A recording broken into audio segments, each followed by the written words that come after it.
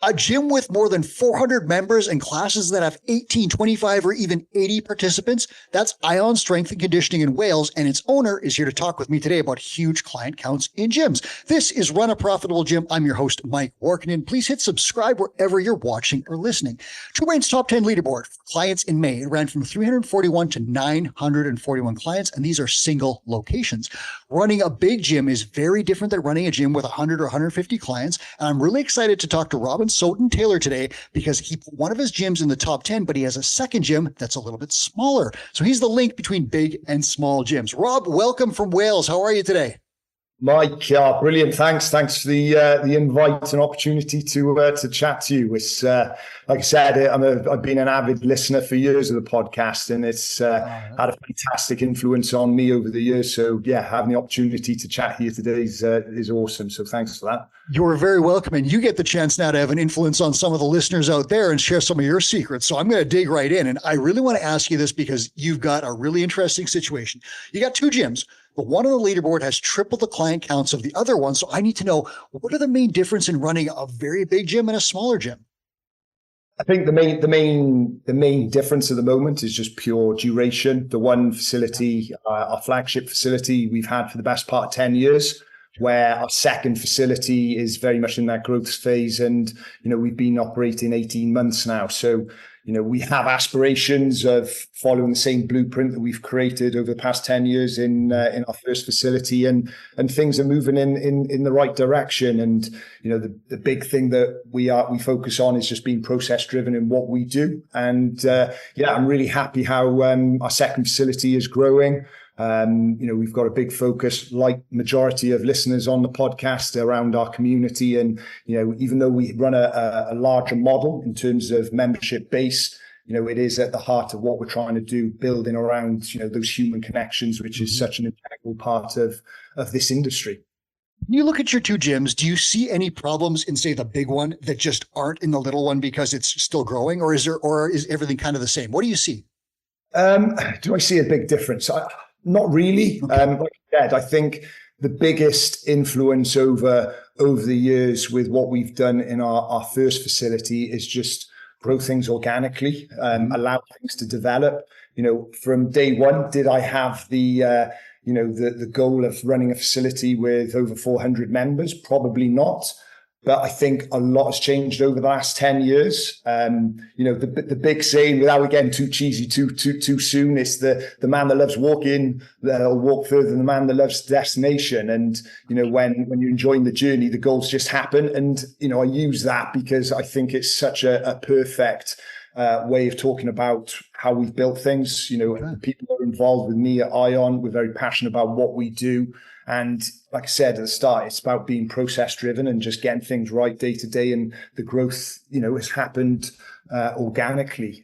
So it's, we've got the desire and hunger to achieve what we're building in our second facility as our first. Yeah. So if you haven't seen, because when my gym started growing to the 230 member range, I had problems. So if I were you and I had one gym at 400 and one with 100 and something smaller than that, I'd be like, I'm having problems at the big one, and the little one's probably a little bit going better. But you have obviously solved some problems that I wasn't able to solve. So I want to dig in and figure out how you've done this, because you've got two gyms, which is, it's more than twice the work. This is an exponential thing at this point, and you have a really big one and one that's coming up. So I'm going to guess that you've got some systems and staff and procedures. So let's dig in and figure it out.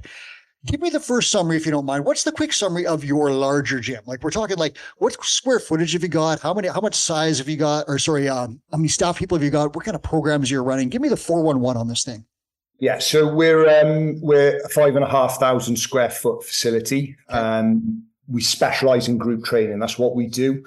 We do have personal training, but our sole objective is the group training side of things. And our program really reflects, our target markets. For me, our target market are those individuals that value their health and wellness, but are potentially time precious, busy work lives, busy family lives. And I think that's what I've molded our business around over the years. Certainly how it looked from day one to how it looks now is completely different. In the early days, probably, a lot more of a hardcore CrossFit facility, where I feel we've evolved and brought our own brand and style. And I have to say, one of the biggest points I always like to make in terms of business is the importance of learning from others. As I said at the start, the influence Two Brains had on me, but also probably Jason Khalipa with his model at NC Fit is what we've started to mold ourselves, a few years back. And, our core program now very much revolves around the duration. So we have our Ion 60 class, which is our structured strength and conditioning class that we tend to run 6 to 8 week blocks in. That's probably our most popular program. Our Ion 45 class, which is the highly attended in terms of numbers within the class. And that's very much like our boot camp circuit training style class. We don't include barbells.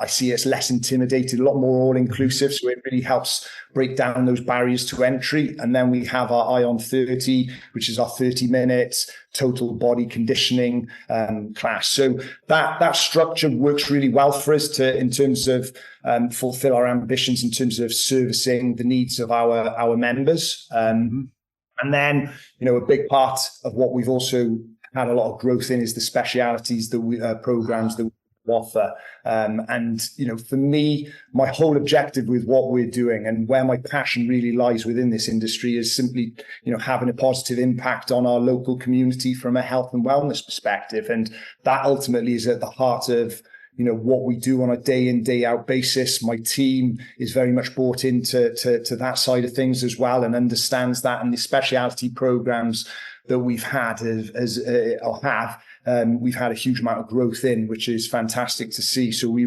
run a popular youth athletic development program, which is going from strength to strength. This week we started our summer holiday, the kids' summer holidays, and we've over the past 3 years we've been able to partner with local-based businesses, and we've got a full program, 54 hours of classes over the summer now, which we're able to offer to children free of charge, which for me is just amazing for us to be able to do. Be in a position that we're able to facilitate this, because I know the benefit, certainly, the potential for kids to be quite inactive at times during the summer is potentially there. So, that youth program is a real passion of mine, and being able to see the growth there has been excellent. The other area, the complete opposite, is our Legends program. So our over 60s program that initially started out with just my mum and dad post-COVID, my mum and dad, my parent-in-laws, and it's just gradually grown and grown.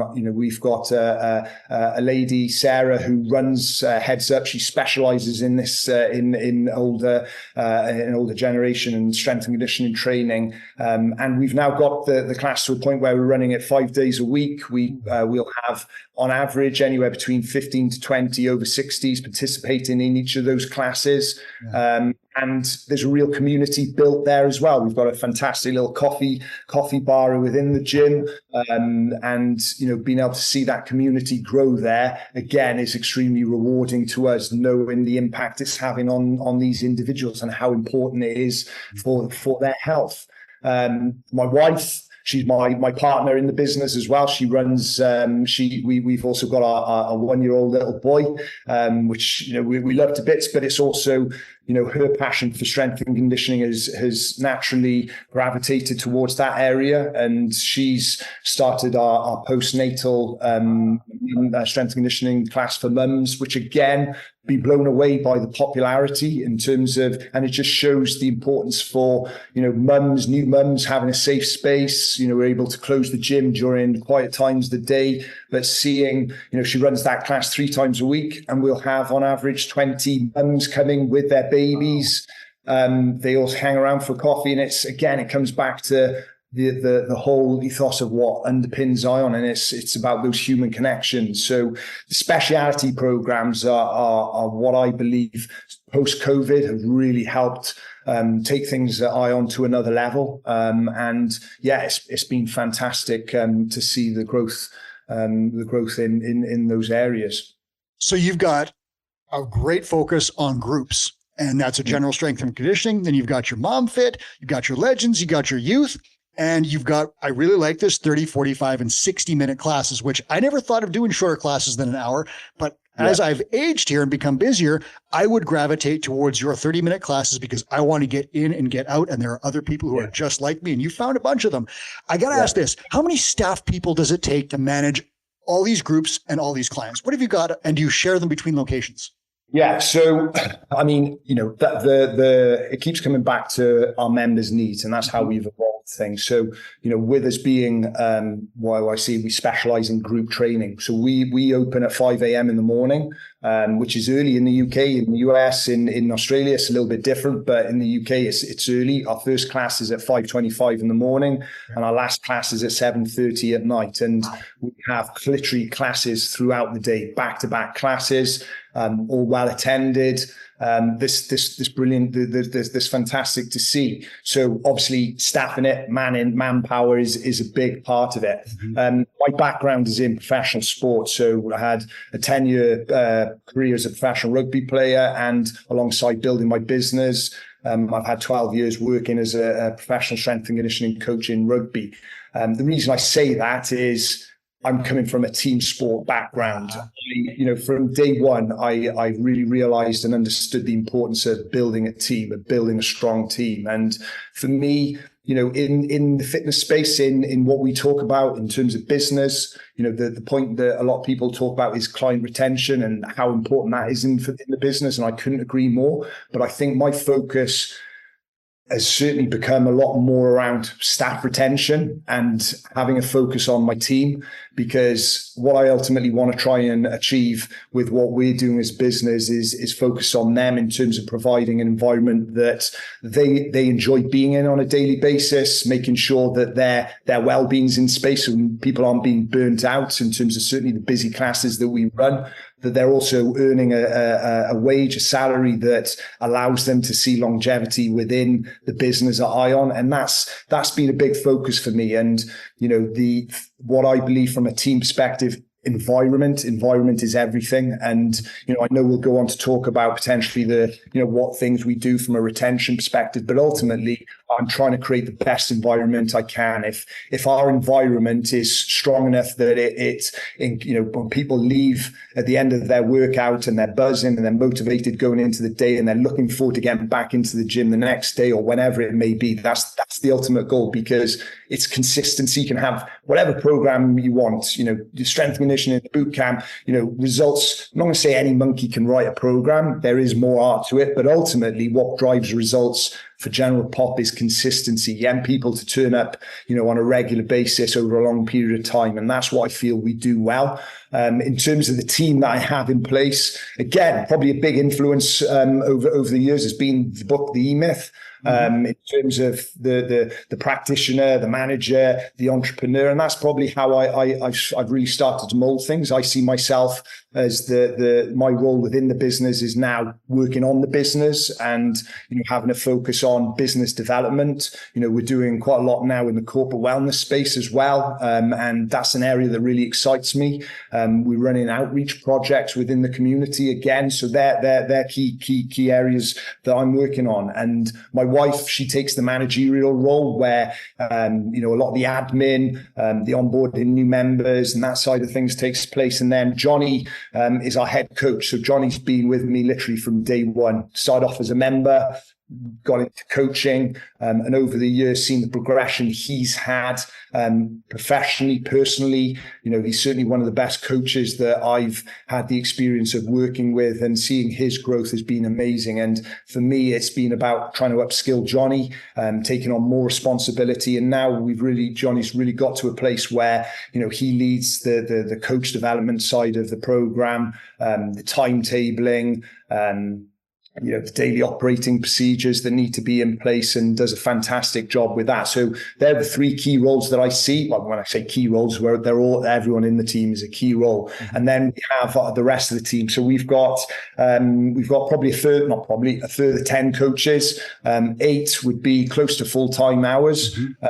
2 more part-time, but there's real diversity within the team as well, which I love, trying to get a balance of female and male coaches. different age ranges. One of our coaches, a good friend of mine, is BJ, an American pastor, ex-football player. So he brings a real energy to the environment. We've got younger coaches that have finished university, that are building their careers. Like I said, mentioned earlier, Sarah, who's our Legends coach. So it's a real good environment for coaches to be in. I think the program that we offer, it ticks a lot of boxes for our coaches in terms of exposing them to, a range of different populations, whether that's the general part, the over 60s, youth development. We do a lot with sport teams as well, sporting teams. My background being in rugby, we get a lot of teams coming into us and using the facilities, and, both amateur, semi-professional and professional teams, which is, again, it creates a great environment for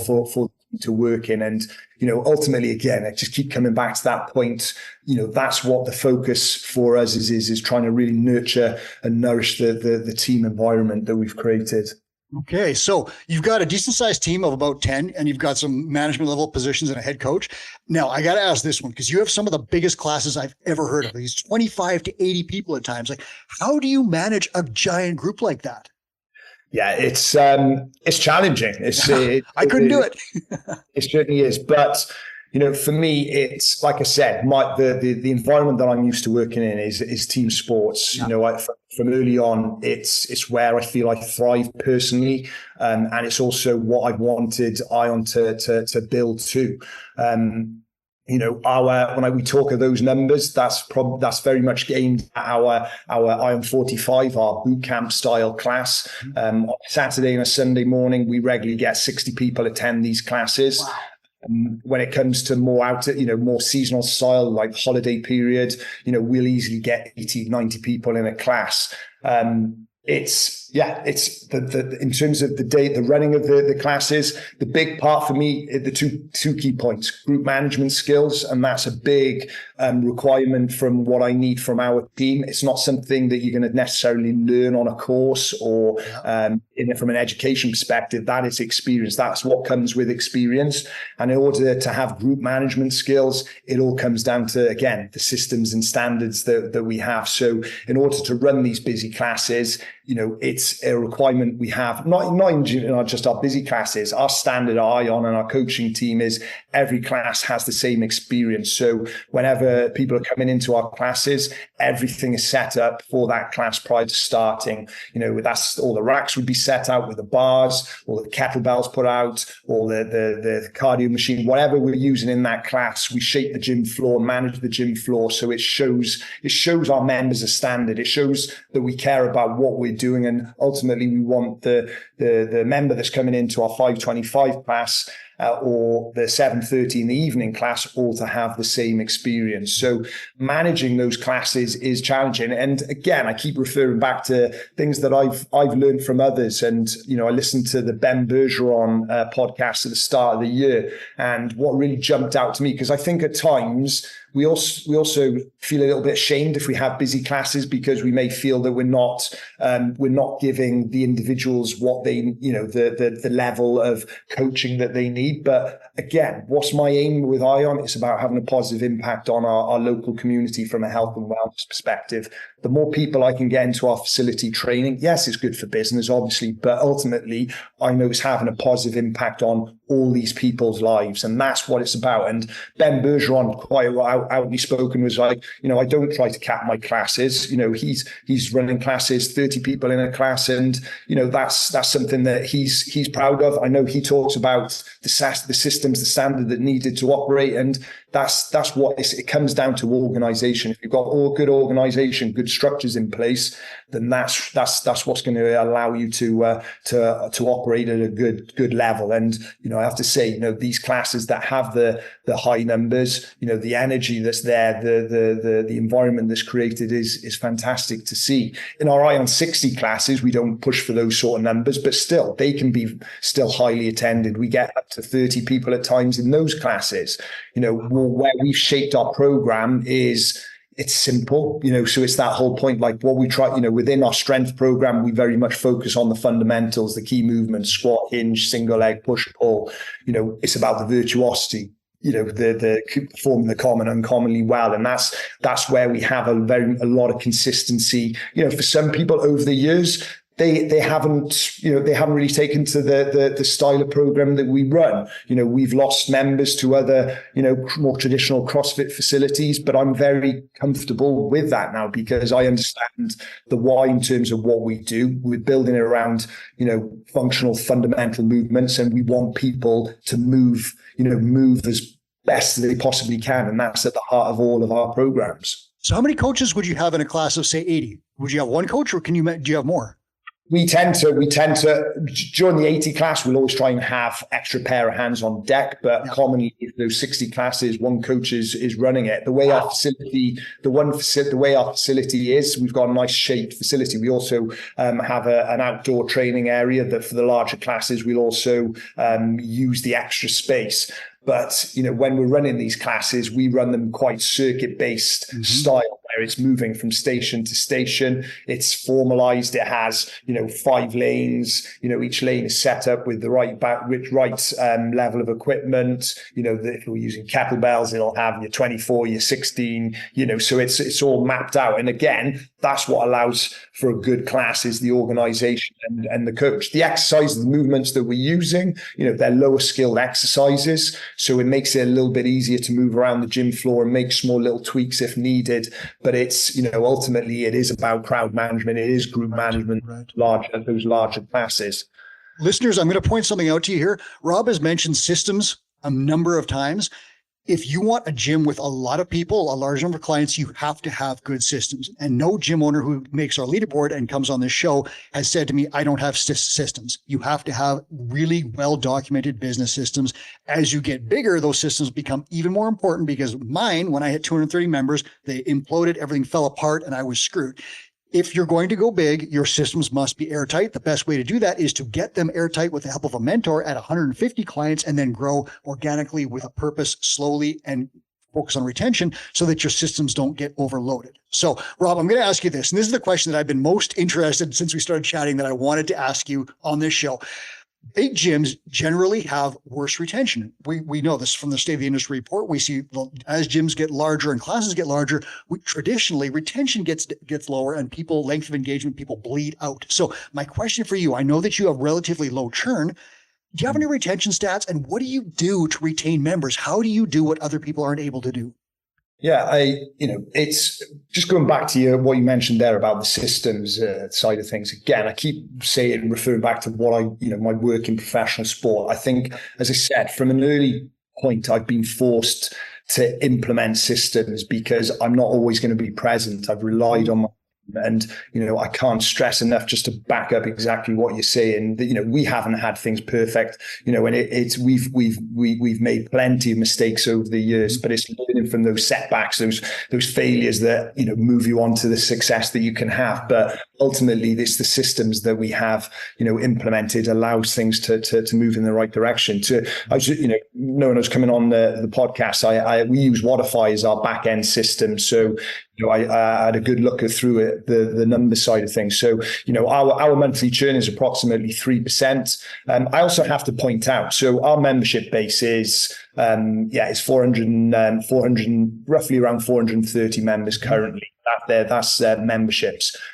Looking on Wodify yesterday, so we've got 799 live accounts. So a lot of our speciality program isn't membership based. We do a lot around drop-ins with that. So, in terms of the numbers that we have, it's high. It's high in terms of people using the facility. So, we're 430 members, but we have 799 live accounts currently. 3% churn. The 90% day retention, so what if I points out, so we're at 74%, so 74% in terms of that 90%, 90-day retention of new members coming on board. According to Wodify, that's in a good place. However, I look at that and that's a number that I think there's areas we can improve on that, and we can just try and improve that. The leg in terms of the average length of engagement, that's always been something I've been really proud of, because even though we've grown, we're still at over 40 months in terms of the length of engagement. Sorry, 1-4 or 40? 40. Whoa. 40. Yeah. So it's It's interesting how you look at it, like the Two Brain platform that we use with my mentor, Lisa. Lisa, who's been amazing working with me for the last year or so, and that's been certainly so beneficial for me, having that accountability, to working with the team, when I'm away from when I'm away from the gym, what things I can be working on to try and improve. So I can't speak highly enough of Lisa in terms of working with her from a mentorship point of view. But in terms of the platform, there is a difference between Wodify and in terms of the Two Brain, and we've had this right from the get-go. So I've always been aware we've had a very good leg. I only have to, one of the big things, even though we have high membership base, the big part of that I want our team is to know a majority of our members by name. I want them to know, people personally. Yes, it becomes more and more challenging, but it's something I still think that we're very good at. And, it's being able to have the personal touches with the larger facilities, which are the really, really important things. I like to reference, big part of, where I love the professional development. And, I'm currently just coming to the end of reading Unreasonable Hospitality, the Will Guido, in terms of what he talks about in terms of just that, the unreasonable hospitality and trying to, create the best environment for people to be in on a day-to-day basis. And, that ultimately is what drives our retention rate. It's, what do we do to try and drive retention? What systems do we have in place? It's not being complacent with it, but ultimately our big focus is on environment. When people are coming in day-to-day base, that's what, keeps them coming back, is what we expose them to. And like I said, it's the smaller touches in and around the facility. We've got a great coffee area, our yellow chair coffee bar, which just creates a real good post-workout or post. If people are in a rush, grabbing a coffee, being able to have a conversation with others for a couple of moments. But then there are other areas we do, we offer, it's not something we do compulsory for everyone, but we offer regular member check-ins where we'll do a goal setting session. Using the in-body machine, but that's more optional as opposed to compulsory. We run High Rocks events, so we're High Rocks affiliated. We did that at the start of the year. The trend in that space is certainly really high at the moment. So, it's something that we want to piggyback on, and it's been a great filter funnel into the gym. But we run quarterly events. We have over 120 members taking part each time. We attach it to a charity that we're working with, and we always make it team-based to make it all-inclusive and a great environment to be. So they're some of the key ways that I try and drive the retention aspect for ION. But it's the retention side of things is the challenge. But I feel we're in a pretty solid place. We can always do things better. Do you have a client success manager? My wife, I refer to that as Rach in terms of the managerial role. And I see everyone in our team is responsible for that client retention manager. However, that is a role that we're in the process of looking at bringing into the team, because I think it would be the next step for us in terms of just, again, those smaller touch points. We try to stay on top of that as best as we can, whether that's birthdays, newborns, weddings, whatever, and recognizing them within what we do. But I think having that client success manager would be something that I think could be really valuable to us. Now, listeners, if you're out there, client success manager is a high leverage role. You do not need an ultra skilled person. You need a personable person who can follow a checklist and do what you ask them to do on time, every time, no matter what.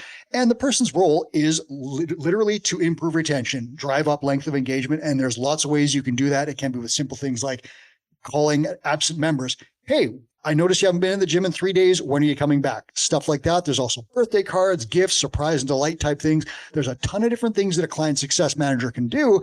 But every gym owner that I've spoken to on the show who has one says the role pays for itself. The ROI on this position is incredible, because if the person saves 1 or 2 memberships a month, it usually pays for the wages. So think about that as you guys are thinking about retention and length of engagement.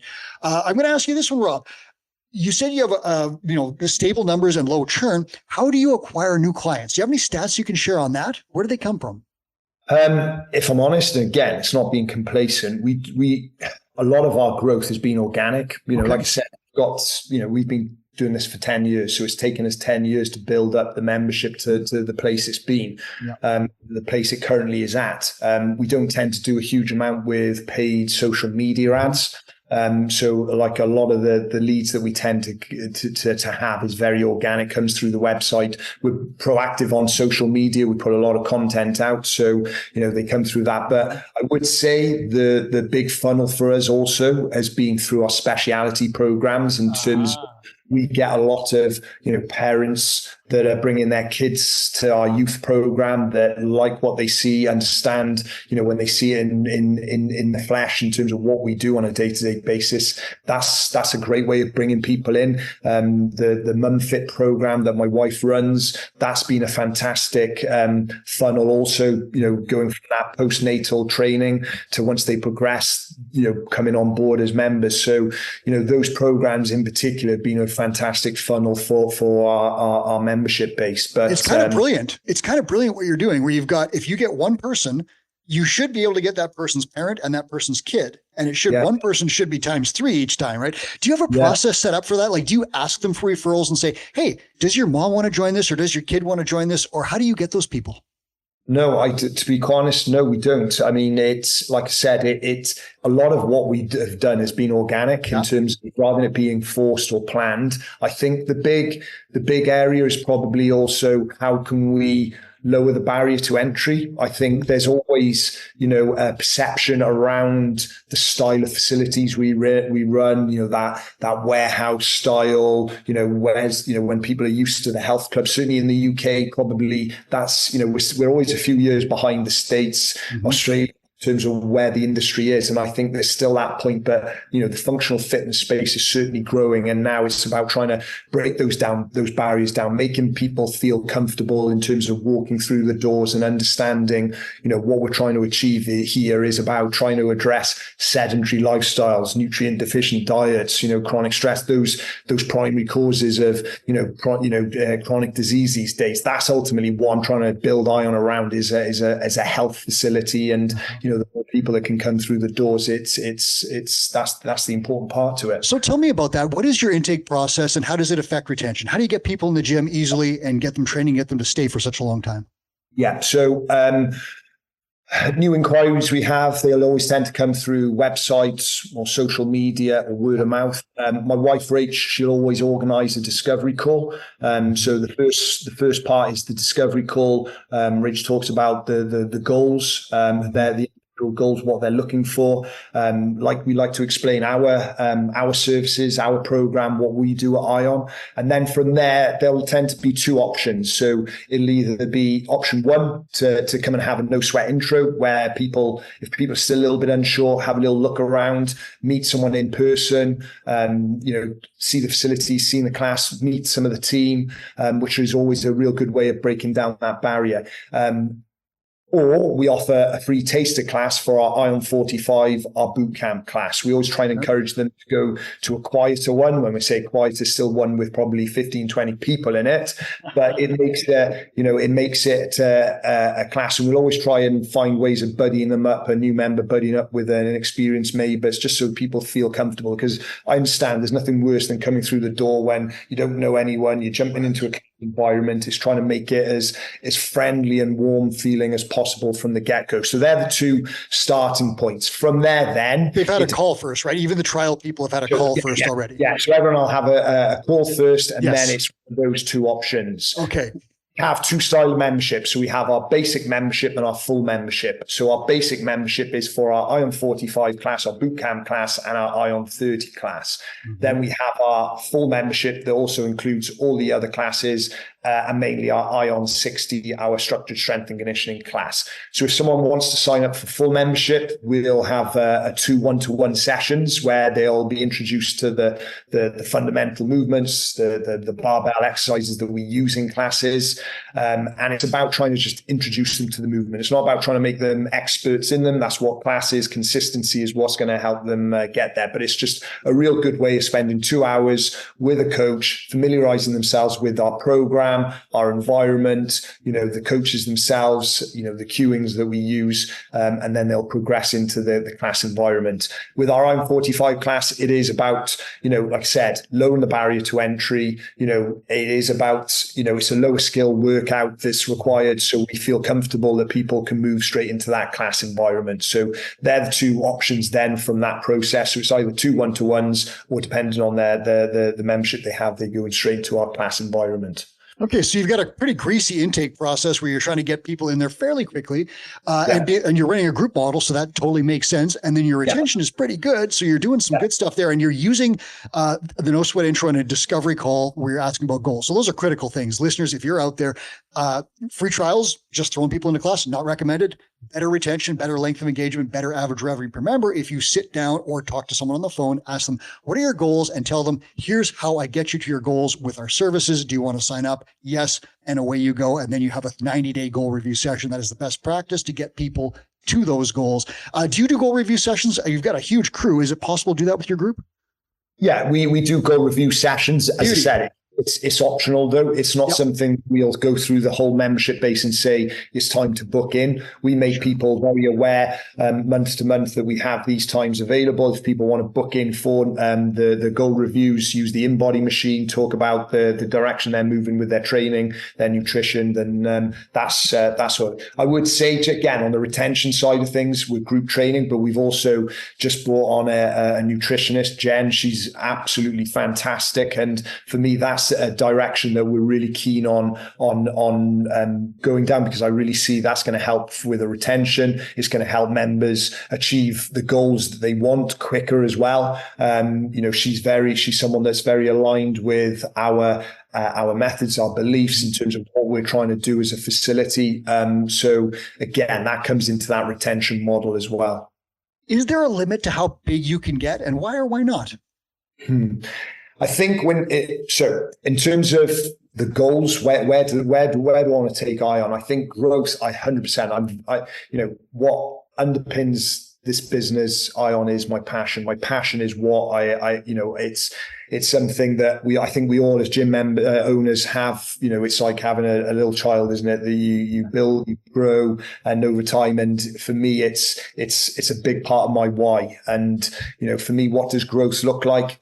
I've used the term a couple of times, but the phrase in terms of what we're trying to do is have a positive impact on our local community from a health and wellness perspective. For me, growth is now very much on how do we expand that to our wider community, rather than just being about the wider community. So for me, growth isn't necessarily in the brick and mortar in terms of, trying to, open more facilities or trying to get more and more members in. I'm never, I don't want to be in a point that we turn people away. And I think we'll continue to grow organically in both facilities. But ultimately, for me, it's areas like the corporate wellness side of things, the outreach programs that we're doing within the community. They're areas that I really want to try and grow, because that comes back to what my whole why in terms of what we're doing as a business is about. So again, that's where I see growth being, not necessarily within just members and numbers from that side of things.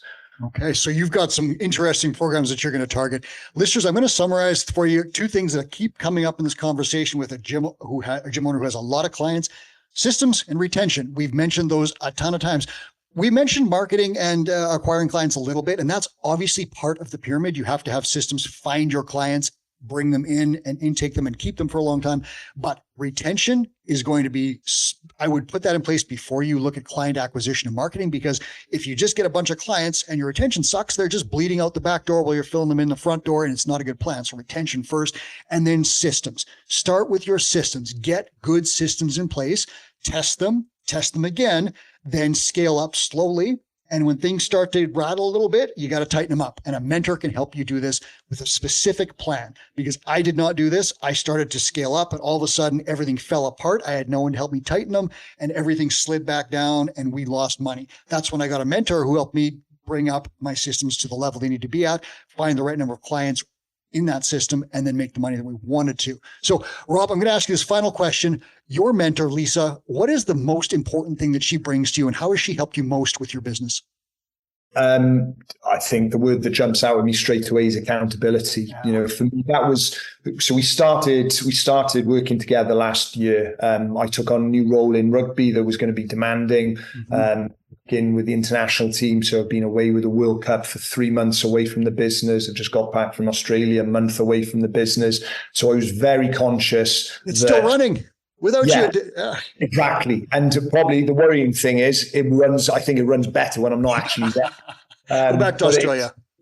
But it's the accountability on me and Johnny and Rach in particular that is really, it's been so beneficial for us to have that. And you know, I've been and ahhing about the two brain for quite a number of years, and quite frankly, it's really, you know, it's a no-brainer. You know, it really is, because it's, you know, if we want to grow as gym owners, you know, having people that have been there, that have done it, having those conversations, having that accountability in terms of getting stuff done, because there is so much to do when you're running your own business. There's so many things to get on with. And the one thing I just come back to in terms of, for me, being on this journey, I've been in the industry for 12 years, you know, 10 years running an own gym. And I think it can get a little bit daunting at times in terms of your systems, but it is just been trying to focus on doing the best we can do day in, day out. And, you know, things, if we get that right, the growth of the business will come. You know, the system side of things is just trying to pinpoint, you know, what systems we want to work on at a time, whether that's what's the flow of the class, what do you usually do, you know, how do you want to lock up at the end of the day, what's your standard? Because ultimately, as gym owners, you know, what we're prepared to tolerate in our presence becomes our standard, and we need to set the standard for the others, the rest of the team to follow. And that's what I feel we've done. Rob, thanks so much for being here today. I really appreciate it. Mike, brilliant chat. Thank you very much for the opportunity. It was my pleasure. Gym owners, as you exit, I'm going to give you first targets. If you're looking to go big, your first targets are going to be 150 clients, $205 ARM with a 13-month length of engagement. If you hit those numbers, we have data that shows you can make $100,000 a year from your business. At that point, with the help of a mentor, you can scale up however you want, or you can do something different. But those are your first targets. If you hit those, you can make a great living, and then the world is your oyster, and you can decide exactly what you want to do next. This has been Run a Profitable Gym. I'm your host, Mike Warkentin. Thanks for watching and listening. Please hit subscribe on your way out.